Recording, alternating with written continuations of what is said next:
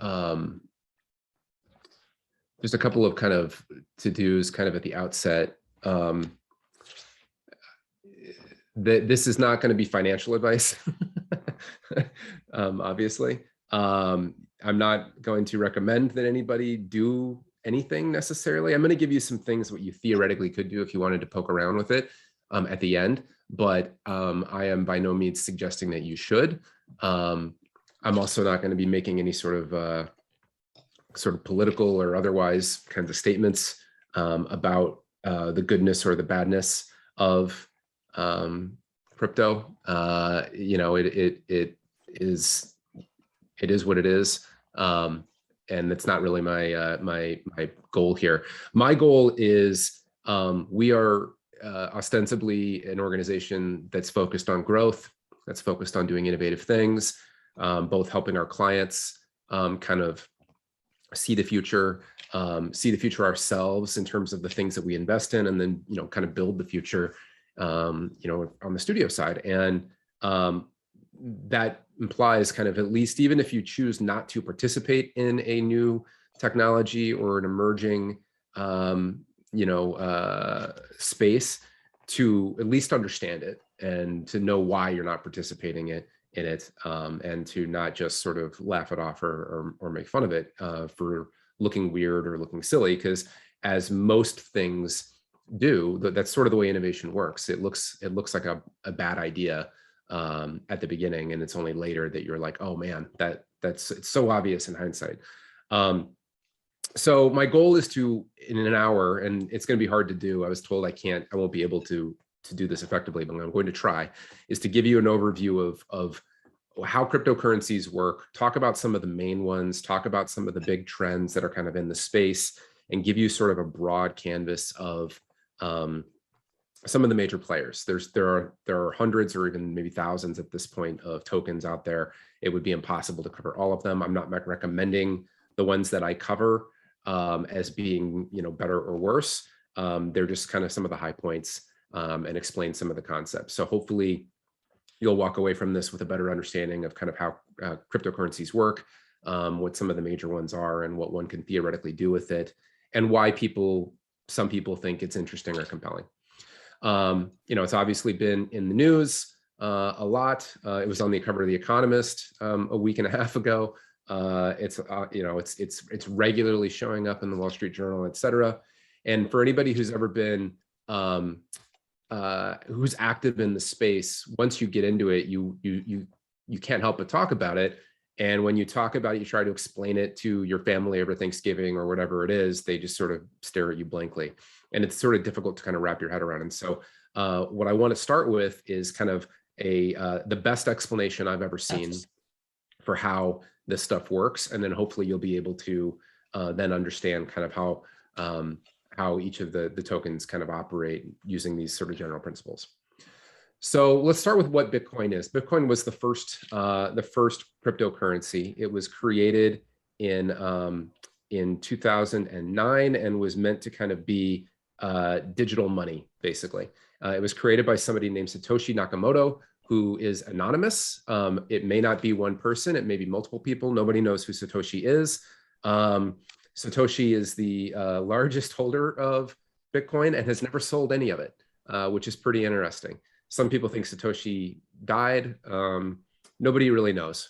Some people, depending on how far the rabbit hole you go, some people think that it was somehow created by the government or whatever it is. But anyway, Satoshi published a white paper on the internet, and the summary kind of hits on a couple of different things. One, it's purely peer-to-peer. It's sent directly from one party to another without a central institution. It uses something called a digital signature, which we'll talk about, to prevent, among other things, something that we call double spending. It timestamps transactions, hashes them into a chain, and uses something called proof of work in order to kind of protect the integrity of that chain. So that's a lot there. What does all of that stuff mean? Well, let's imagine for a minute, and this is not, I didn't come up with this. This is the best explanation I've ever heard, though. And so wanted to share it with you. But imagine that you have a group of people. You got Brandon, you got Corian, you got Phyllis, you got Dan, And imagine that they're giving money to each other back and forth. And they decide to keep track of it on a ledger, and maybe they put the ledger up on a website or something like that. And so, Dan gives Corian $40, and Phyllis pays Brandon 20, and Brandon pays Dan 50, et cetera. Corian pays Phyllis 15, and so on and so forth. And then kind of at the end of the month or whatever, they settle up. It's a simple solution. Anybody can add to the ledger. It's pretty straightforward, but it presents some problems. The first one is, like, if anybody can write to the ledger, what's to prevent Brandon from saying, or from Dan from saying, hey, Brandon paid me $12,000, right? How do we prevent that from happening? Well, that's where that idea of a digital signature came in. The idea behind a digital signature is, on every single one of these transactions, the person who is sending the money signs the transaction and says, yeah, I agree that transaction took place. But a signature is a relatively easy thing to forge, right? So how do you have a digital signature that is secure? The way that Bitcoin solves through the creation of what we call a public key and a private key. The public key is, you can think of it like your address. Like you have your home address, you have an email address. You can think of it like your Bitcoin address. It's a bunch of numbers and letters. It's publicly available. It's printed on the blockchain. Everybody can see it. And that's the address that people kind of send money to you, to send money to if they want to send you money. But it is coupled with a private key. And the private key is something that only you should know. And we'll talk about kind of why that is in a few minutes. But it's something that you want to keep very safe, very, very private. And it's these combinations of things that allows you to create the digital signature through encryption. So there's two transactions that take place. One is the signature itself, which basically takes the combination of the message, which is basically like, Corian sends Dan $20, right? And it couples it with your private key, and it creates this unique signature cryptographically. And then it also takes that signature, couples it with the original message and your public key to verify whether that is true or false. And it uses something called SHA-256, which is a cryptographic algorithm, basically, that is extremely difficult for one to guess or reverse engineer.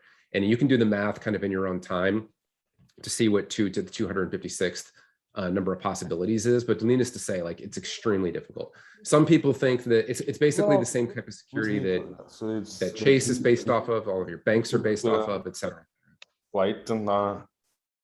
Hello? Hey, I'm going to mute you, Oliver. Unless that was a question. It didn't sound like a question. Needless to say, it's very, very difficult. Some people think that, like, quantum computing will break this type of cryptography, but as of today, there's no real effective mechanism for breaking this type of cryptographic signature. So that's how we solve for it, and that's how we create those digital signatures. So the other thing that it does is, we talked about double spending. What's double spending? Let's assume that, like, Dan, put $100 in, and then Dan pays Corian $40, and then Dan pays Brandon $80. Dan pays Phyllis $30. Wait a second. Dan's spending more money than he actually has. That's a very easy problem to avoid with physical money, right? Like, I can't give Dan $20 and then give Corian the same $20, right? But when you move to a digital medium, it's actually a little bit difficult, because you have to use something like an ID to correspond to that dollar or whatever it is. And so it presents the possibility for someone to spend that money twice, or for two different people to say that they're using that money for two different purposes. So how do you avoid that? How do you avoid the double spending problem? That is why you have this ledger, and the ledger has the entire history of all transactions, right? So the ledger knows that Dan put money in and where that money went out. And if you do not have the full copy of that entire ledger, you can't avoid double spending. But by having a copy of the entire ledger from the very beginning of time, you are able to make sure that happens. And so the ledger tracks not just the transactions that are going back and forth, but it tracks the balances of every single address that has interacted with that ledger since the beginning of time. the way that has historically worked is through centralized parties, right? Like your banks and things like that. They've been the ones that have been keeping track of your transactions and keeping track of your balances. So when you go and open a Chase account and then you spend 6 months buying stuff and depositing stuff, Chase is the source of record for that. But that can sometimes present some problems. Like if there's an issue with fraud, you have to rely on them to either agree or disagree to get your money back. When banks sometimes go under, that hasn't been an issue in the United States. And thankfully we have FDIC insurance and things like that. But if that were to happen in the United States, and let's say you have more than $250,000 in that bank, you might be out of luck for the amount that's above and beyond that. In other countries, there have been runs on banks have shut down, and people don't always get their money back. They're not always in countries that are as robust financially as we are. They maybe have to struggle with corruption and things like that. And so that's a little bit more difficult. And so Bitcoin decided to answer this through decentralization. They basically take the copy of the ledger and they put it on as many nodes as possible. Anybody that wants to can run a node of the Bitcoin ledger.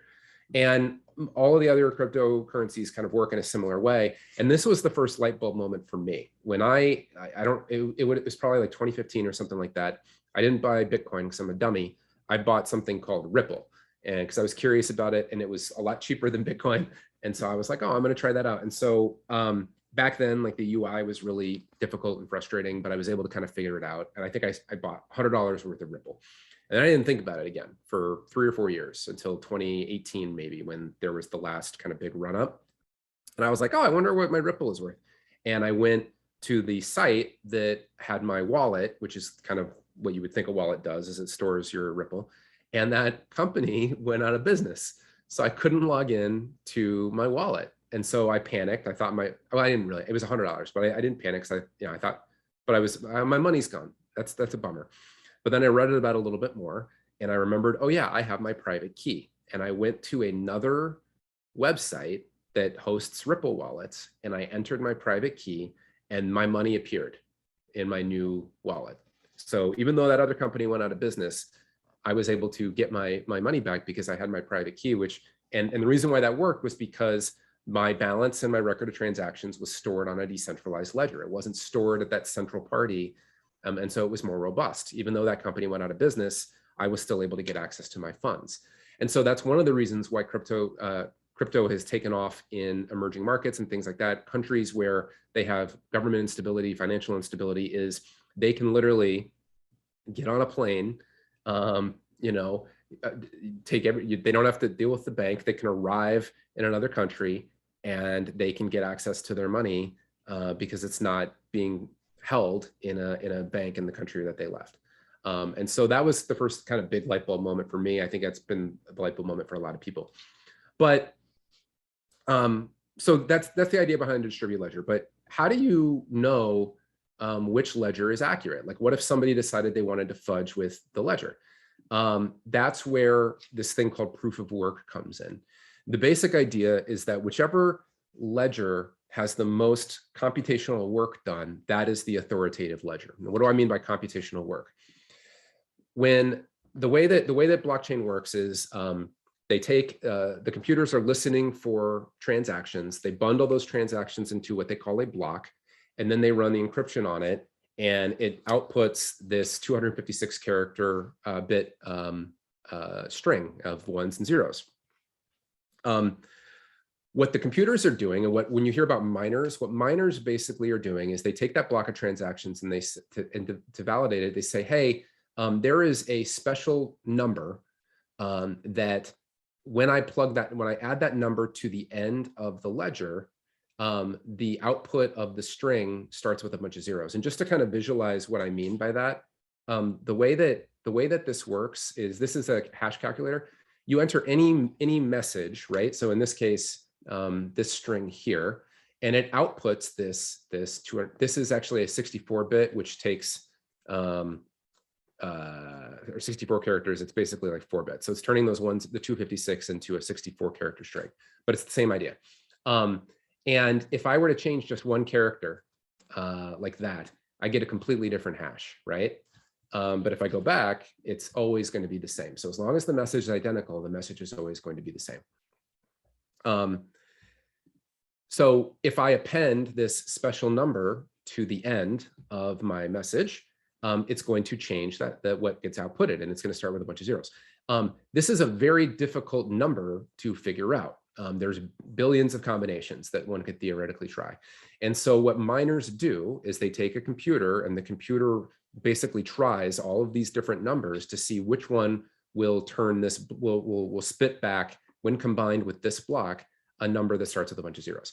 And Bitcoin makes it variable where the number of zeros that it starts with will increase or decrease in difficulty such that a block gets created once every 10 minutes. That's their goal. They want to have a block get created once every 10 minutes. And so the number of zeros that you need will change dynamically. And so what happens is once a miner finds the number that works, they submit that to the blockchain, and it has all the transactions. It has their proof of work, which is that special number. And then it has this additional line that they get to add, which is a transaction for the block creator. It's basically a block reward. So the miner gets rewarded for doing this proof of work in the form of Bitcoin. And then they do the next block and the next block. And what happens is they take the previously outputted hash, they put it at the beginning of the next one, and that generates the next one. So, and what that does is if I were to somehow go in here and try to swap these, the hash would be different, right? The output would be different, which means it breaks this one and then this one and this one. They're all different in perpetuity going forward, right?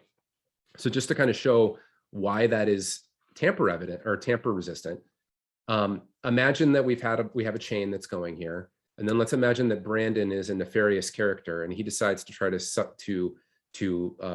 submit a block with a fraudulent transaction or a set of fraudulent transactions.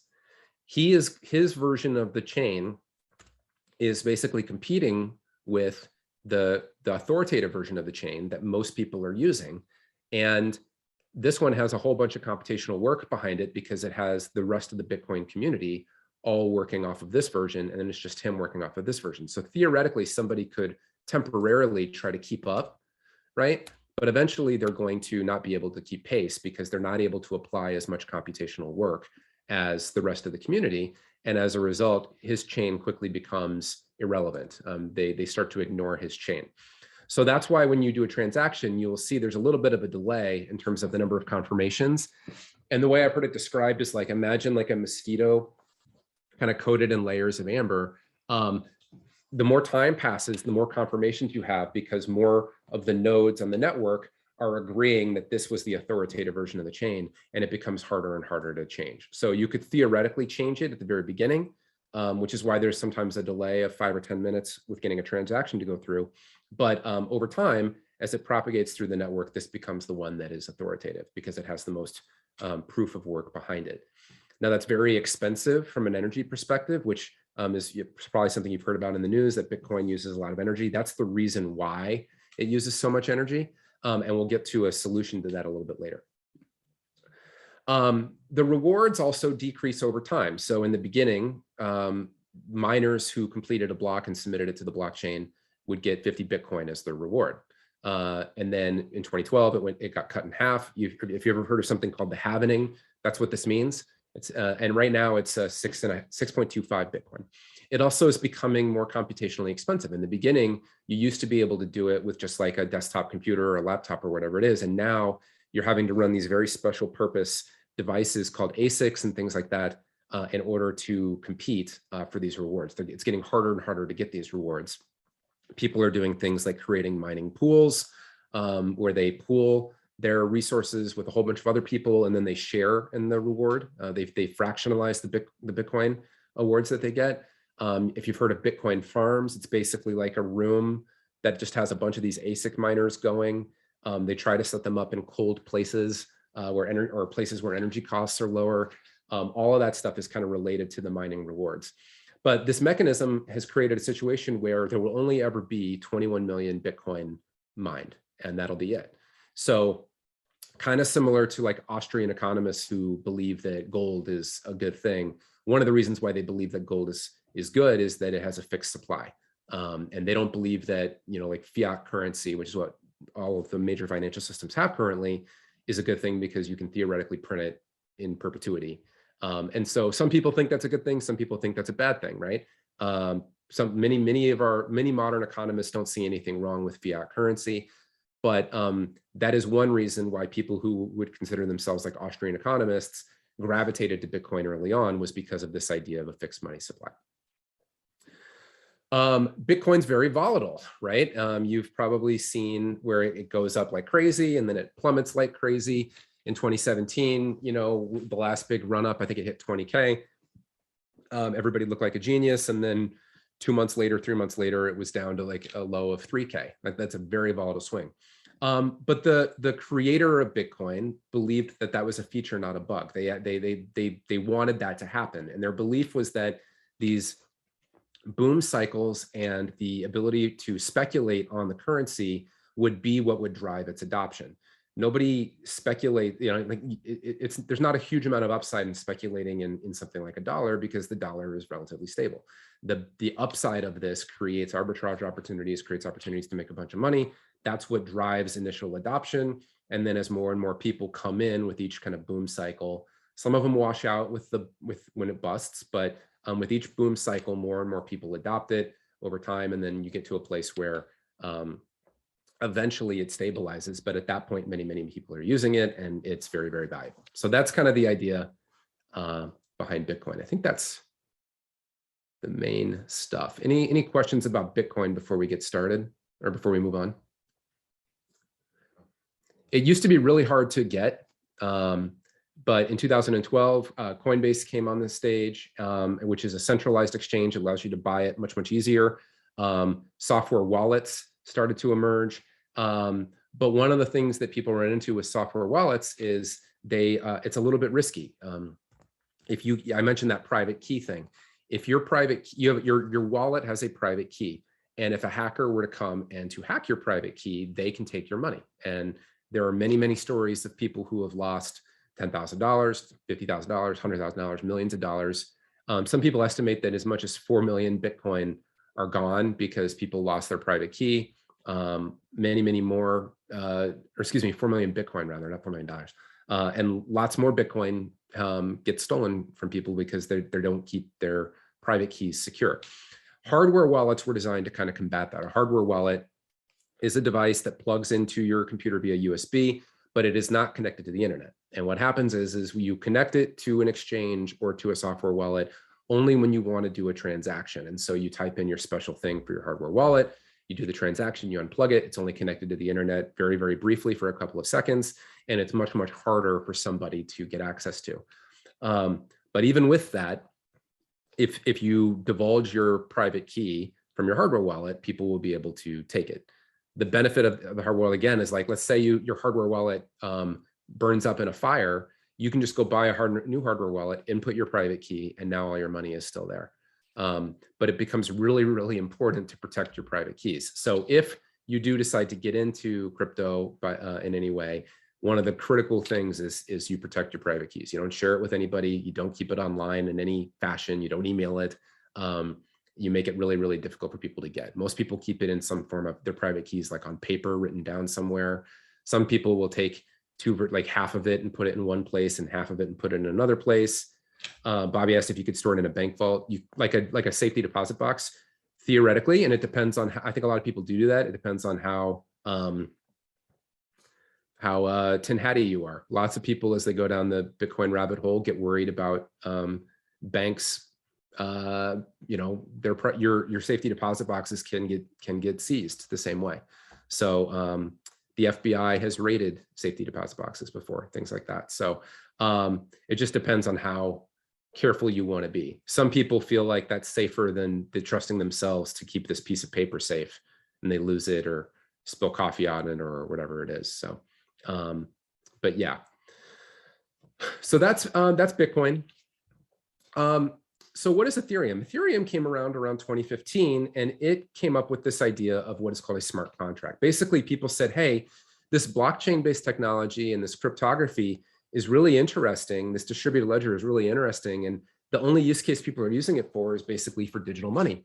But what if you could do it for some other stuff? And so Ethereum came around, and basically their white paper talks about this idea of a smart contract, and it created basically a programming language. So you can program on the blockchain, and you can get it to do other types of things. So one type of transaction is Dan sending money to Corian, but that's only one type of transaction. There's many other types of transactions that you could theoretically do. And Ethereum set out to create what they called the internet computer. And you can think about it basically as like a combination of like a blockchain and a virtual machine that's on the internet that anybody can kind of write programs to do stuff. So a way of visualizing this is like, imagine that you've got these users, and then you've got these little dots here represent what those smart contracts. You obviously can just send Ether, which is the coin of Ethereum, between one person and another, but you can also do other kinds of things with it. Like you could loan through a smart contract to Brandon could loan it to Phyllis, and the smart contract handles all of the rules around that. Or you could do governance with it. So like, multiple people could vote on the direction of a particular token that they want things to go. The idea of like a decentralized autonomous organization is something that's becoming a lot more common. That's enabled through smart contracts as well. There's lots of things that you can theoretically do using smart contracts. NFTs, which we'll get to in a little bit, utilize smart contracts as well. Ethereum did two really smart things. One is like they have this programming language called Solidity, which again allows you to program on the Ethereum platform and create your own programs that run. If I were 22 years old and I were getting into tech and I wanted to learn a language, if it were me, I would be learning Solidity, because I think that is going to be increasingly important in the next 10 years, and where a lot of the spoils are going to flow for programmers. The other one is ERC20, which is basically a standard. So what was happening in the beginning when Ethereum came out was people were creating new protocols and tokens on top of Ethereum using the smart contract stuff, but they were kind of recreating the wheel every single time. And you can think about ERC20 like Python or like Ruby on Rails or something like that. It's basically a set of conventions that every token must adhere to. And it has there's certain methods that have to be available to it. There's certain things that it has to do, but the benefit is by having that, it's much easier to create a token, and then it's much easier for exchanges and places like that, wallets, things like that, to adopt that token, because they know that it's following the ERC20 kind of protocol, and so it makes creating and integrating with other parts of the Ethereum ecosystem much easier to do. I mentioned the energy thing. Ethereum for a long time has been and still is based on proof of work as well. But as we talked about, it's quite expensive, right? Because every computer is running the full chain. You have all these miners that are doing all of this computational work to validate the blocks that are getting added to the blockchain. It's all very kind of energy intensive. There's another mechanism that people can use to secure a blockchain though, and that is what is called proof of stake. The way that proof of stake works is, you can see here's like an Ethereum blockchain with all of these different types of transactions that people coded using smart contracts. But the way it works is, rather than a bunch of computers competing by doing computational work and trying to solve for that algorithm, the way that it works instead is that people they call stake their Ethereum. So they'll take their Ethereum and they stake it. And it's like, staking is like putting it in a vault, right? And you can put as much or as little as you want. Actually, not as much or as little as you want. The minimum is, I believe, 32 Ethereum to become what they call a validator. And if you stake your Ethereum by becoming a validator on the network, the Ethereum protocol will randomly give blocks to different members of the community to authenticate, and then that authenticator gets the reward. And so it kind of happens sort of randomly.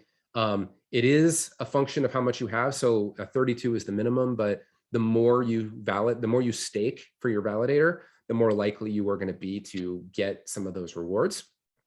And the way that they avoid fraud is, if you are a validator and you try to validate a fraudulent block, or inject your own transactions to kind of make it fraudulent. What they do, since they have your Ethereum in a vault, is they can burn your Ethereum. And so they make it more expensive, like the risk of losing your existing Ethereum worse than the upside that you would get from that transaction. And that's how they kind of secure the network. That's a migration that has that is just in the process of kind of getting started. People are for the first time being able to starting to validate to stake their Ethereum to become validators. And the idea is that it will transition from proof of work over to proof of stake sometime in the next 12 months, let's say. Yeah, Pete said 32 Ethereum is is a lot of money. So yeah, it's not 992K. I don't. It's like 100K, I think, right? Yeah. Zeros matter, but yeah, it's still a lot of money. But yeah, so what it will do is it will make it less energy intensive. And they argue that it'll actually be more decentralized than proof of work, because proof of work was designed to be very decentralized. But because of that idea of like of mining pools, where people pool their computational power to earn rewards kind of in aggregate, a massive chunk of the mining that happens now is happening through these mining pools. And the argument is that like if those pools decided to kind of collude together, they could theoretically create a fraudulent version of the blockchain through collusion. And so the idea with this is that it would be more decentralized than that, because there's still this kind of randomization component to it, regardless of how much you have. So Bitcoin allowed you to hold and transact. Ethereum, in theory, allows you to do a whole bunch of other things with it, though, by building on top of it. And that's what gets us to DeFi. DeFi stands for decentralized finance. And it basically is it's a bunch of different protocols or a bunch of different products and tokens that live on top of, for the most part, Ethereum. And they do different things. And we're going to talk about just a couple of the cover the high level points. There's hundreds of these.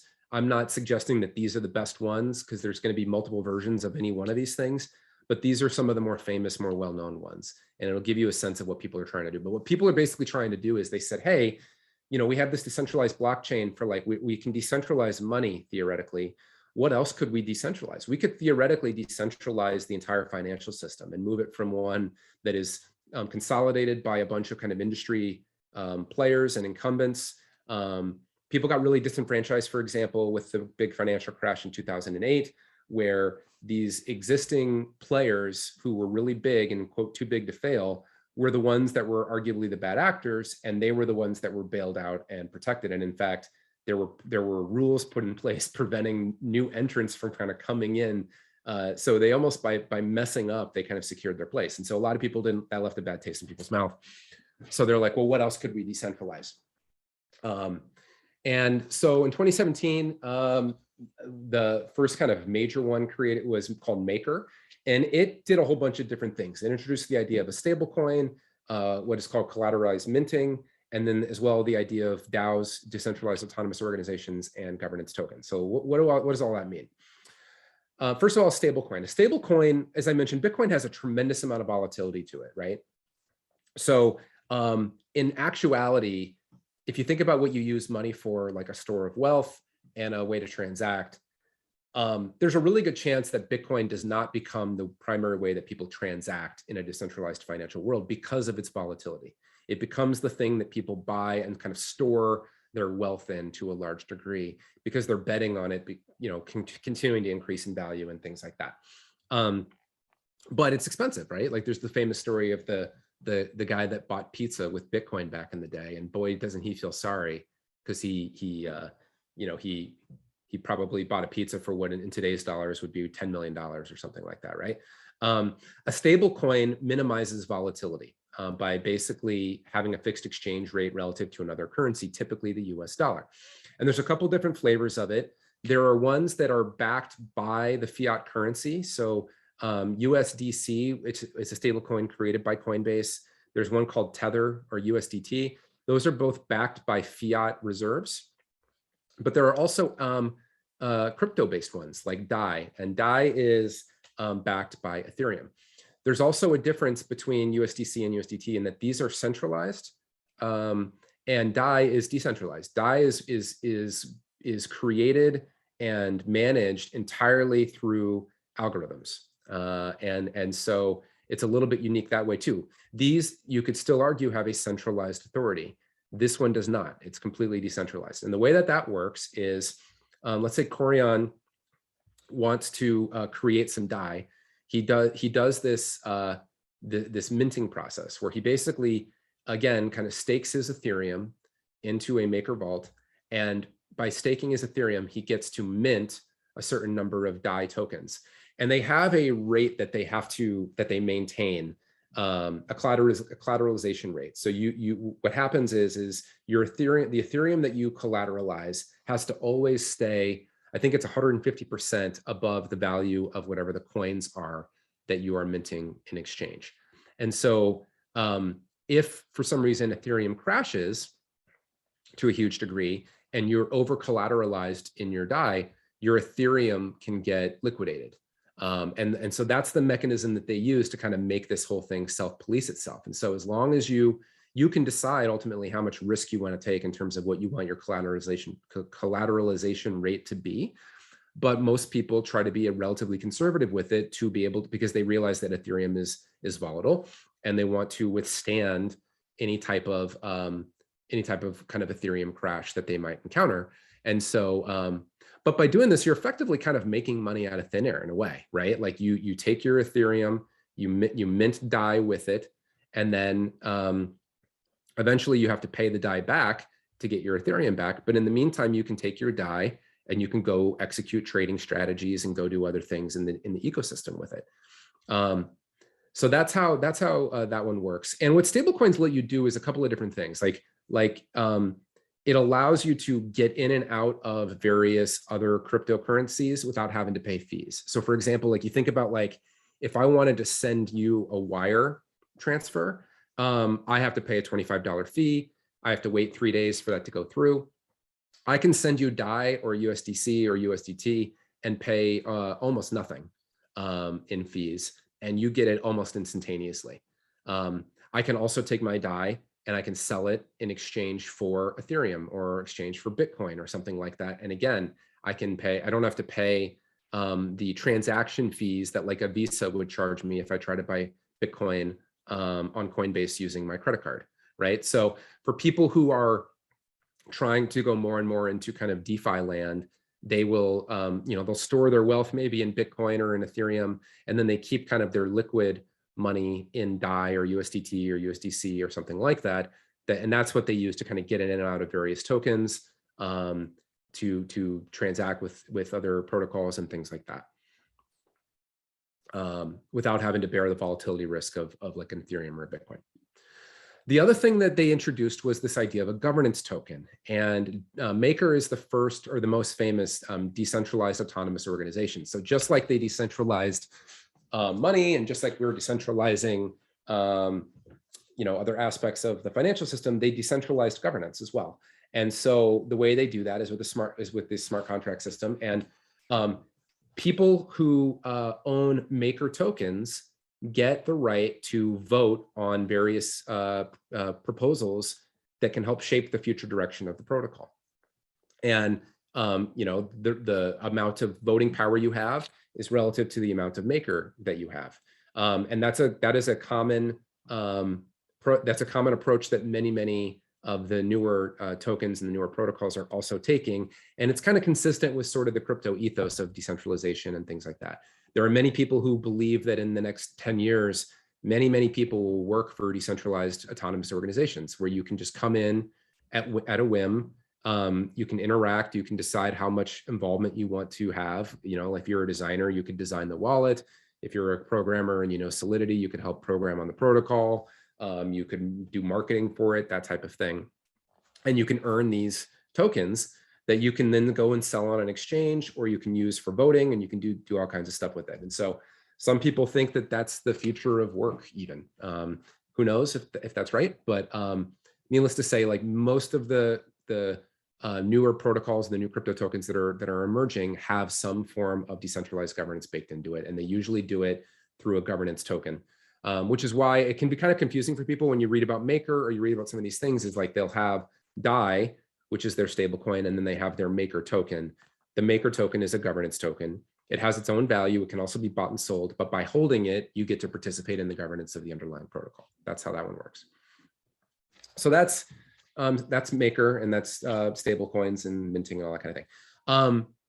2018 saw the advent of a decentralized exchange, this idea of liquidity pools.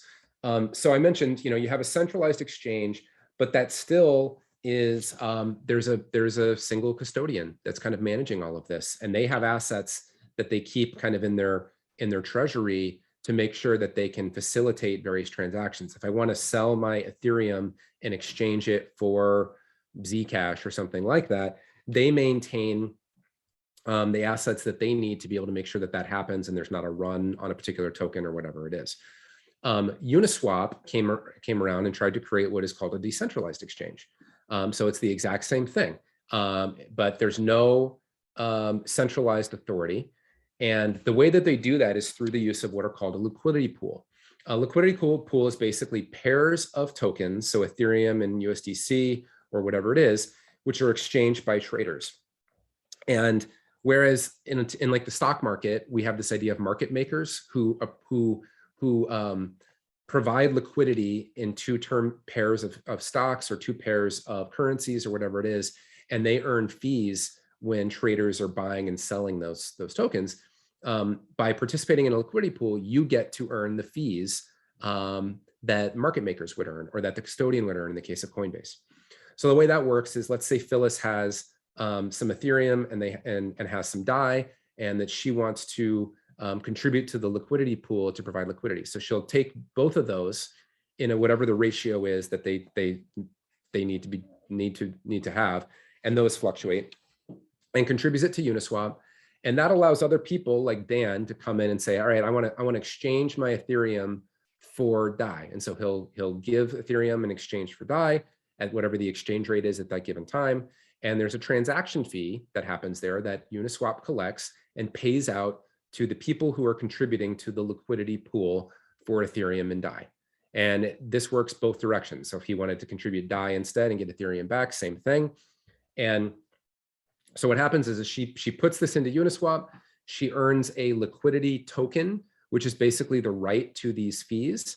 And then when she can actually sell and transact with that liquidity token as well. But then when that token gets given back to Uniswap, she gets her tokens back.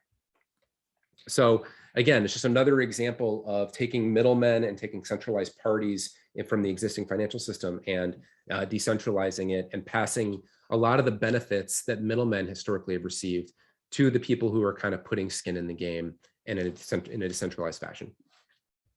The other thing that Uniswap did was they have a governance token as well to contribute to the governance of the organization, but they also did a thing called an airdrop, which is fairly common as well. And the idea is that people who participated in the Uniswap ecosystem, provided liquidity through the liquidity pool, or bought Uniswap tokens, contributed to governance, they would airdrop more tokens to. So effectively, you got more Uniswap kind of out of thin air through this drop mechanism. And it's another way that protocols it's another tool that protocols have used to get adoption of their protocol. People will provide liquidity because they get the fees on the liquidity that they're providing. They theoretically benefit from the appreciation of the governance token, and then they can actually be airdropped more governance tokens as well. And so that's another mechanism that they can use, and that it drives adoption of that protocol. So that's Uniswap. There's others, SushiSwap, that have come around. There's probably a bunch of others that I'm not aware of, but they basically are facilitating buying and selling of tokens in a decentralized fashion. The last example I wanted to show was lending and yield farming, and Compound is the most famous example of that. Basically, they're decentralizing the lending process. So like if you've ever been a business owner, for example, when my wife and I wanted to get a house, it didn't matter that Digital Intent and Founder Equity had been around for years. If we had tried to use my income, it doesn't count Chase or to mortgage lenders, because companies are volatile. I don't get paid salary. I get paid, draws, and sometimes I get paid and sometimes I don't. We're last in line. And that's, kind of comes with the territory, but bankers don't like that. And so it didn't matter that I could theoretically pay my mortgage. It categorically excluded my income. And the only reason we were able to get our mortgage was because my wife had a job too. That's one example of a lender just saying, like, you don't get to take out money, period. Another downside is the same thing. It's like, I go and I successfully get a mortgage. They're going to charge me an interest rate. They probably sell my mortgage to another company and get interest rate. And there's all these fees that are kind of happening with all these middlemen. And I'm not benefiting from any of that. The central players are. So what Compound did was created decentralized lending that lets you lend and borrow cryptocurrency without having to go through banks or central institutions. So it's a little more complicated. You don't have to be a borrower and a lender. A lot of people are just lenders, but you can actually do both. So in this case, let's imagine that Dan decides to lend his DAI to Compound as collateral, and it's has the same collateralization rate, like rules, similar to what we talked about earlier with the stable coins and the minting. So for every one DAI that he contributes to Compound, he's able to withdraw a certain amount of another type of token or even the same type of token. But what happens is when he contributes to this, he earns interest for as long as his DAI is put into Compound. And he can make a decision of borrowing more of DAI, borrowing Ethereum or whatever it is, if he wants to do trading strategies or do other things with it. Has the same kind of liquidation things that happen, so you have to be careful about volatility, but it's a way for him to borrow money and put his existing crypto up as collateral. What's really interesting though is, like, if you didn't want to do borrowing and you just wanted to lend, the interest rates are vastly superior to the interest rates that you would get from a normal banking system. So if you have a savings account with a bank, at best, maybe you're earning 0.5% or something like that. You can earn with your DAI, your stable coin, which you could think of as equivalent to a US dollar, 5%, 6%, 7% on your quote savings. You're obviously taking on some risk. You're believing that the Compound platform is going to still be around. You're betting that their security is robust enough that your DAI doesn't get stolen, stuff like that. But if that's, it's up to you whether that's something you want to do. But if you read the documentation and you decide that it maps to your risk tolerance, you can earn on your savings what many people earn in the stock market, right? And then borrow and earn more with the other stuff that you borrow, and so on and so forth. They also have their own governance token, so you can invest in the governance token and participate in the governance of the Compound platform as well, and trade your Compound token. So those are some aspects of decentralized finance. You're going to start to see more and more of those. People are creating crypto-based index funds. People are creating crypto-based derivatives. There's lots and lots. Every current aspect of the current financial system, you are going to see replicated in some way or another using decentralized finance, most of which are built off of Ethereum. So many people invest in Bitcoin because they believe Bitcoin is going to be valuable because it's this store of wealth. It was the first mover. Many people bet on Ethereum because they believe that Ethereum, like that decentralized finance has become a bigger and bigger deal, and Ethereum powers most of the decentralized finance world. And so that's kind of part of the bet on Ethereum. The last thing I wanted to touch on are NFTs. So NFTs became incredibly popular this year. It's kind of hard to wrap your head around, but it's basically a non-fungible token. It's a one-to-one digital artifact store, one-of-one digital artifact stored on the blockchain. So a fungible token is like a Bitcoin. One Bitcoin is the same as any other Bitcoin. There's no difference in value. They're all exactly the same. A non-fungible token is something where you believe that this one is unique and is therefore more or less valuable than one of the other ones. And it can be a little bit hard to wrap your head around. A lot of people talk about, like, it's taken off in the art world, right? Elon Musk made a song about an NFT and minted it as an NFT. And then this guy took a screenshot of the song that he's selling as an NFT and made it into an NFT. So there's lots of jokes, and it's a very easy thing to kind of make fun of right now. the light bulb that came on for me with NFTs was something called NBA Top Shot. So you think about basketball cards. Basketball cards are just a piece of cardboard that somebody printed on. They printed a certain number of them, and the value is basically what the community of people that hold it ascribe the value to. But like the actual tangible value of this Michael Jordan rookie card is the penny that it cost of the cardboard and the cost of the printing, right? We're ascribing value to it because of its rarity, because of the cultural affiliation with it, et cetera. But when you think about it, like, I don't know how many Michael Jordan rookie cards are out there. I don't know what the condition is of any of those Michael Jordan rookie cards. People will send their cards into companies like this PSA thing or Panini or whatever it is to get them graded to provide some authenticity. But they're in various conditions. You don't know how many exist. There's a lot of information opacity with traditional trading cards. NBA Top Shot came around and said, what if we could digitize that idea? And so this is a LeBron James NBA Top Shot card. This one sold for one serial number of it sold for $200,000. But what happens is they mint a certain number of these NFTs, and they're basically video versions of highlights. They're a video version of this same thing. And they say, all right, we're going to mint 1,000 of them.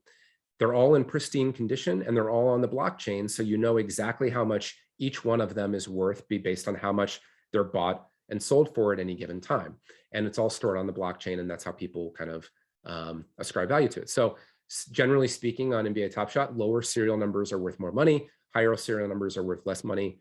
The card is more valuable if they mint 1,000 of them than if they mint 40,000 of them or whatever it is. And the joke is that, like, yeah, I'm basically paying money for a video highlight that I can go get on YouTube for free or whatever it is. And the argument would be, you can do the exact same thing with this physical card. There's nothing preventing me from taking this picture, putting it on a piece of cardboard and printing it, right? The value is what the community kind of ascribes the value to. That's one of the reasons why it's started to take off in the world of art, because what is art? It's a bunch of paint on a canvas. It's really just worth what you think the reputation is of the artist and what the kind of the intrinsic value is of it, and the scarcity of it, right?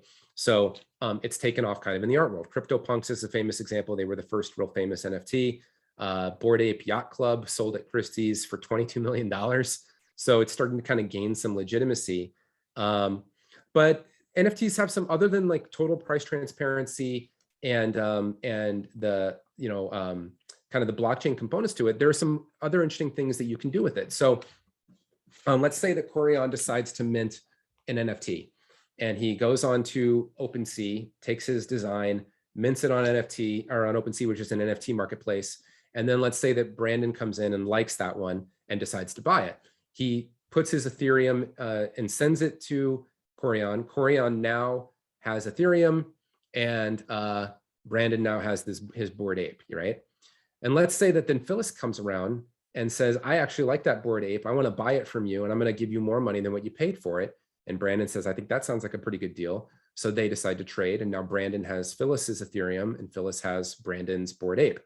But what's cool is the smart contract that was created on OpenSea and is stored on the Ethereum blockchain has a provision that says for every not only did Corian make money from that initial transaction, but Corian also gets a transaction fee for every subsequent sale of his piece of art. And so that's one of the reasons why artists are so compelled by this, because in the typical art world, once I sell my canvas as the artist, I don't get to benefit from all the future transactions. With NFTs, I do, and it's programmable and it's stored on the blockchain, and everybody knows that it's authentic and blah, blah, blah, blah, blah, blah, blah, blah. So that's why people are excited about NFTs. But NFTs, I think it's such early days. I think it's really important to think about NFTs, about decentralized finance in general, as like, it's still the Wild West, and people are really just tinkering right now. It's kind of like the internet in like 1997, right? That's sort of where we're at right now. And art and things like that, and there's lots of dumb use cases. In 10 years, many of these use cases will probably be gone. But NFTs theoretically could be used for anything that is scarce, right? That could be digitized. So what kinds of things could be scarce? You could think about like title on your mortgage. Like I could put the history of buying and selling of houses on the blockchain. Voting could be put on the blockchain, and each individual vote is, represents a non-fungible artifact that gets stored on the blockchain. Marriage licenses, title to my car, all of these different things could theoretically be stored on the blockchain and through the kind of this NFT technology. And we don't know which ones are going to take off and which ones aren't, but people that are betting in the crypto space believe that in the next 10 to 20 years, maybe 30 years, whatever it is, more and more aspects of society are going to be recorded on blockchain technology because of its inherent advantages. So that's kind of the state of things today. How to get started if you want to get started. Again, this is not financial advice. Don't do any of this because I am suggesting you do it, just if you think it's interesting. But how to go down the rabbit hole. Maybe read up on the white papers to get started. If you don't understand it, you probably shouldn't be buying it or investing in it. Create an account on an exchange. Coinbase, Gemini are a couple of examples. This is what allows you to really easily get these tokens. Get a connected wallet. Coinbase wallet, MetaMask is a very popular one, especially in the NFT world. Argent is popular on mobile devices. But if you're going to do this with any regularity, I would also recommend getting a hardware wallet and learning how to take your tokens from your connected wallet and move them onto your hardware wallet. Buy some coins. Ethereum and Bitcoin are a great place to start while you're learning about these other things. Experiment with minting. So take some of your Ethereum and mint some DAI. Again, be pretty conservative with it to start while you're learning how the collateralization works. Experiment with earning interest. Loan it out on Compound. You can do that directly inside of Bitcoin, or excuse me, directly inside of Coinbase. Can experiment with borrowing if you want to. Experiment with staking. We didn't even get into that, but that's another layer of the rabbit hole you can go down. Try exchanging one token for another on Uniswap or SushiSwap or whatever.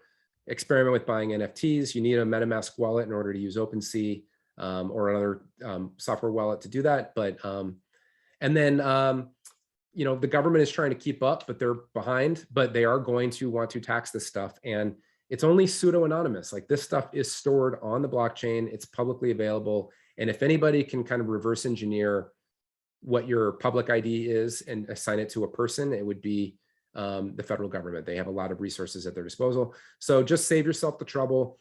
Track your buying and selling activity using a tool like coin tracking or something like that. Report your gains to the IRS and just avoid, getting in trouble that way. So that's it. Any questions? I can go. I know we're supposed to stop at 1, but I'm happy to answer any questions to the best of my ability. I'm not promising I can, but I can try.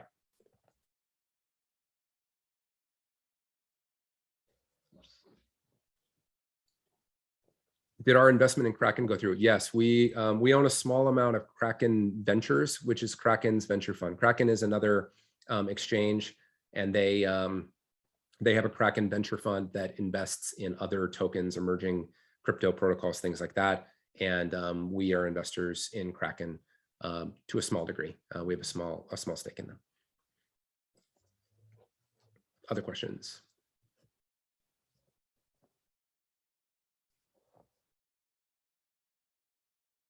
Cool. There is a crypto channel in Manifold. When are gas prices going down? I didn't even have time to talk about gas, but basically gas is a transaction fee in Ethereum. Whenever you are buying or selling an NFT or doing a lot of other types of transactions on with a platform that is built on top of the Ethereum protocol, Ethereum transaction fees called gas take place as part of that. And right now gas fees are really, really high. There are other protocols like Solana that are specifically designed to try to facilitate the exchange of NFTs and things like that. And their whole promise is like much, much lower gas fees. I don't know enough about them to know why that's true, but yeah, gas fees are high right now. Anyway, there's a crypto channel in Slack. Anyone that wants to is welcome to join it. People post in there things they think are interesting. There are some folks that kind of think that it's stupid and they come in and troll the other people.